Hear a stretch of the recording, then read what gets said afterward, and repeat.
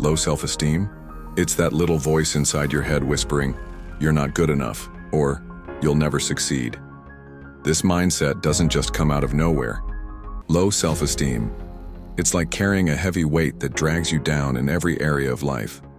It affects your relationships, your career, and even how you see the world. But here's the thing. Low self-esteem doesn't define you, and it doesn't have to control your future. In this video, we're diving deep into how you can fix low self-esteem in 5 practical steps. These steps are simple but life-changing, packed with real-world examples, psychological insights, and actionable tips. This guide will help you rebuild your confidence and unlock the best version of yourself. So grab a pen, take some notes, and let's start this journey together. Understanding low self-esteem. What's really going on? Before we talk about fixing low self-esteem, let's understand it. Self-esteem is how you value yourself, your worth, abilities, and sense of belonging in the world. It's often shaped by early life experiences like criticism from parents, teachers, or peers. But here's something crucial. Your self-esteem is not set in stone. It's a learned behavior, and anything that's learned can be unlearned. Think of it like upgrading an outdated operating system in your mind. One example is the story of Michael Jordan. Did you know he was cut from his high school basketball team? That could have destroyed his self-esteem. Instead, he used it as fuel to work harder. He rewrote his inner narrative, and the rest is history. Step 1. Rewrite your inner dialogue. The first step to fixing low self-esteem is mastering your inner dialogue. Let me ask you something. If your best friend made a mistake, would you call them a failure? Probably not. But when it's you, that's exactly what you say, right? We all have an inner critic, but the good news is that you can turn that critic into a coach. Here's how. 1. Identify negative thoughts. Write down the negative things you say to yourself. For example, "I always mess up," or "I'll never be good enough." 2. Challenge those thoughts. Ask yourself, is this really true? Where's the evidence? Often you'll realize these thoughts are exaggerated or completely false. 3. Replace with positive affirmations. For every negative thought, write a positive one. If you think, "I'm terrible at this," replace it with, "I'm learning and improving every day." Step 2. Surround yourself with positive influences. Step 2 is about your environment. You've probably heard the saying, "You are the average of the 5 people you spend the most time with." Well, it's true. Take a moment to think about your current circle. Are they lifting you up or pulling you down? If you're surrounded by negativity, it's going to be hard to build self-esteem. 1. Find supportive people. Look for friends, mentors, or even online communities that inspire and encourage you. 2. Distance from toxic relationships. This doesn't mean cutting people off entirely, just setting healthy boundaries. Example. Think of J.K. Rowling. Before Harry Potter became a global phenomenon, she faced rejection after rejection. But she surrounded herself with a supportive group who believed in her dream, and that made all the difference.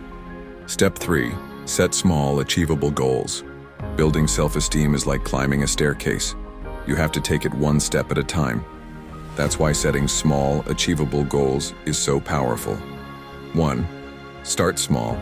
Choose goals that are within reach. It could be as simple as making your bed every morning or going for a 10-minute walk.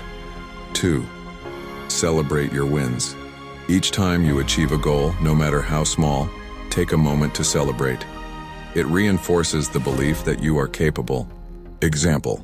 Think about Serena Williams. She didn't become a tennis legend overnight. She set small goals for improvement, focused on them daily, and celebrated each victory, big or small. Practical guide. Write down 3 small goals you want to achieve this week. Break them into actionable steps. Track your progress and celebrate when you complete them. Step 4. Practice self-compassion. This step is all about being kind to yourself. Let's be honest, no one is perfect. But we live in a world that loves to highlight flaws. Self-compassion means treating yourself with the same kindness and understanding you'd offer a close friend. 1. Forgive yourself. When you make a mistake, instead of beating yourself up, remind yourself that failure is a part of growth. 2. Acknowledge your efforts. Even if things don't go as planned, recognize the effort you put in. Example. Kristen Neff, a leading researcher on self-compassion, says that people who practice self-compassion are more resilient and less likely to give up when things get tough. Practical guide. Start a self-compassion journal. Each day, write down one thing you appreciate about yourself. Step 5. Develop a growth mindset. The final step is adopting a growth mindset. This concept, popularized by psychologist Carol Dweck, is the belief that your abilities can be developed through effort and learning. 1. Embrace challenges. Instead of avoiding difficult tasks, see them as opportunities to grow. 2. Learn from failure. Every mistake is a lesson in disguise. Example: Thomas Edison famously said, "I have not failed. I've just found 10,000 ways that won't work." That mindset led him to create the light bulb. Let's recap. 1. Rewrite your inner dialogue. 2. Surround yourself with positivity. 3. Set small, achievable goals. 4. Practice self-compassion. 5. Develop a growth mindset. These steps might sound simple, but their impact is profound. Remember, self-esteem isn't built overnight. It's a journey, a process of unlearning old habits and embracing new ones. And here's the most important thing. You're worth it. You're capable. You're strong. And you have what it takes to create the life you deserve. If you found this video helpful, don't forget to like, share, and subscribe. And remember, self-esteem isn't about perfection, it's about progress. Until next time, stay confident and keep growing.